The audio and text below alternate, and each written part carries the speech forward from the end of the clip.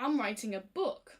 So I was on the bus to work one morning the week before last, and I started thinking about a book I owned, namely this one, called The English Year, which is a compendium of folklore, traditions and customs throughout the year throughout England.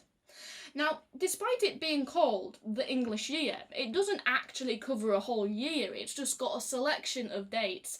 And I got to thinking, well, what if someone was to write a book about Yorkshire customs which did cover the whole year? Because in a similar way, there are a lot of books out there about Yorkshire traditions, like this one, but they don't cover the whole year, they've just got a selection of dates. And I thought, well, by hook or by crook, there'll be 365 days of customs in my book.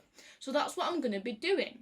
Now, you might be wondering, well, there aren't 365 feast days, festivals and traditions in the Yorkshire calendar, and you are quite right, but I am going to be very clever and shrewd about it. So, let's say that you have a harvest time tradition which had no temporal marker. You could theoretically slot it in at any point in September and October because it could have been practiced at any point in harvest time.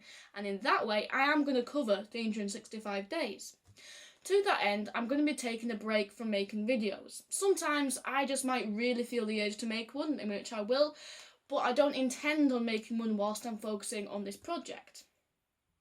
You might also be wondering what this big stack of books is supposed to represent. This is just to show my vast collection of local antiquarian history books.